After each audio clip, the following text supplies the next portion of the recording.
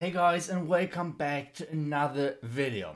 And today we used, or yesterday we used 5 attacks, super witches in a world's qualifier, and we ended out on top with 13 stars and 98.4% average destruction, or like total destruction.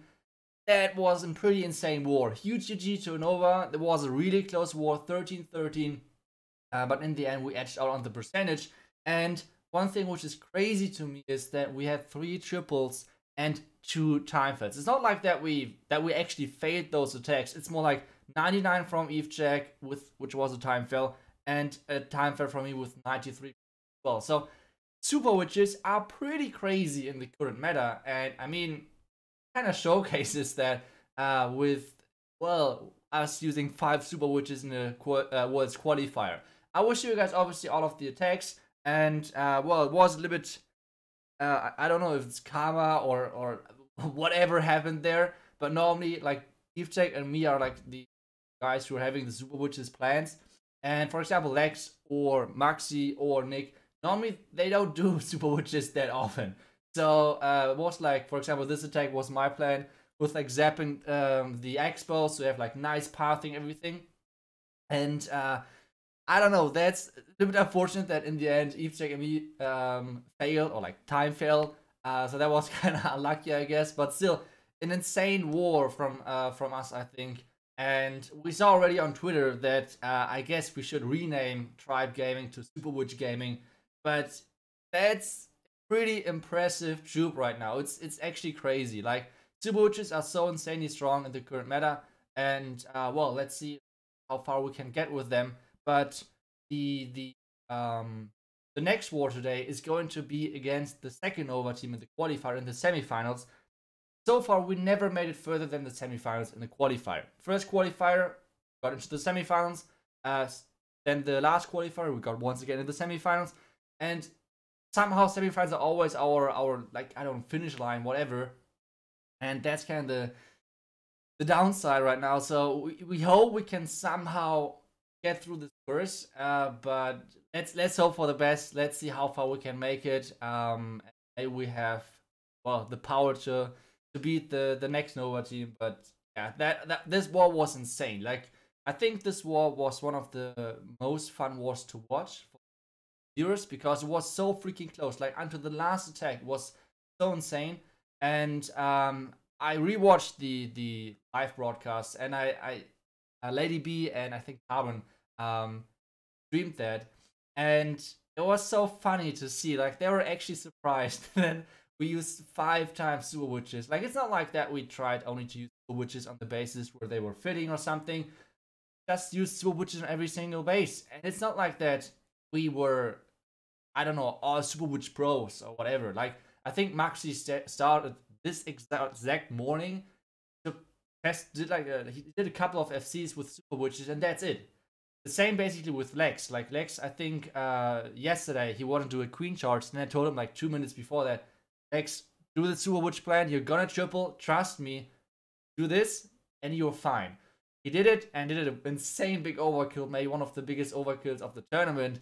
So it's not like they're complicated. They're not complicated, guys, and they're so insane because those giant skeletons are just so powerful to tank.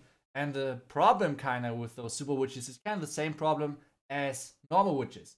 As soon as you have a lot of normal witches, they're getting so much more power, which basically means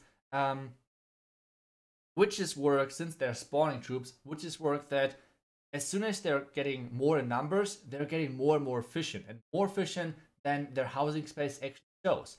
So for example, if you have 5 witches, normal witches, in combination with some other housing space compared to 10 normal witches, the 10 normal witches will most likely always win, because they're just spawning more tanking troops in front of them.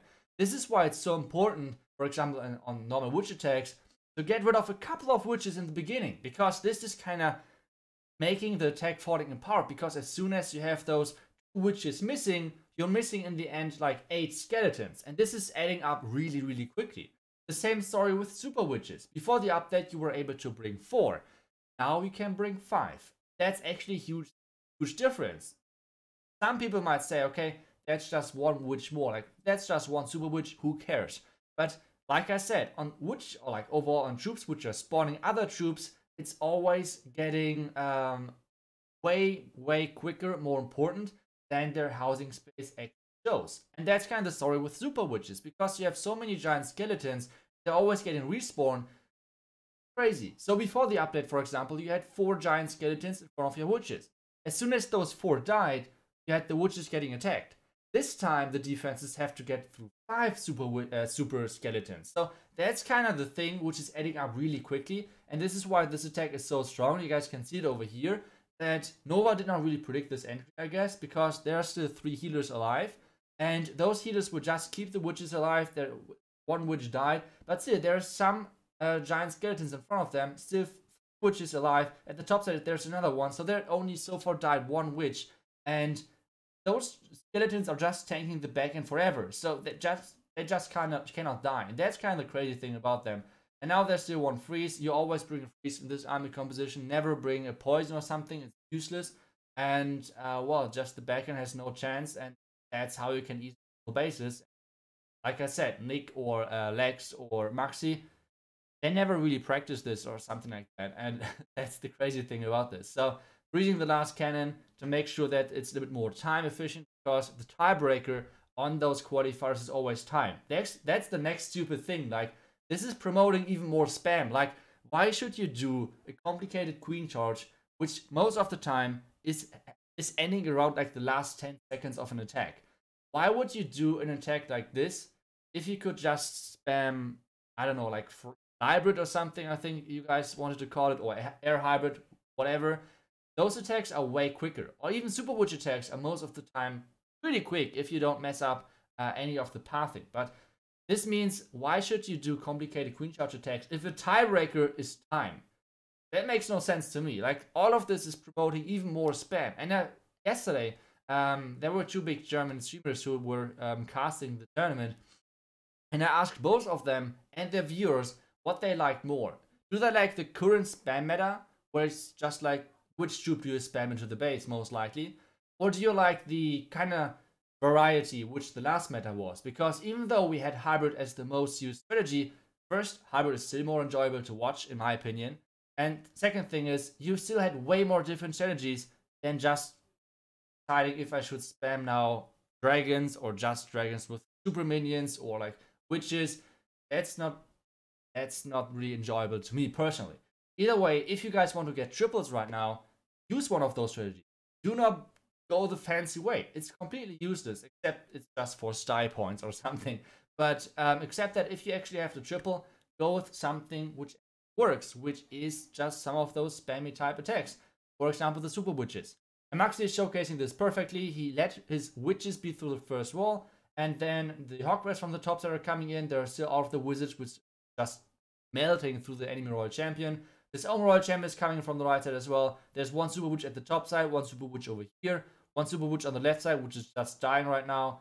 So there are not too many super witches left alive, so they died way quicker on his attack. Like I said, he's not normally doing super witches, but it's still a big overkill. So that's kind of the end of the story. So in the end, we used 5 times super witches against Nova in the loser bracket, like in the last loser bracket match, which means the loser of this match is going to drop out of the tournament, and in the end we won with just using this one strategy, and that's pretty impressive, I think.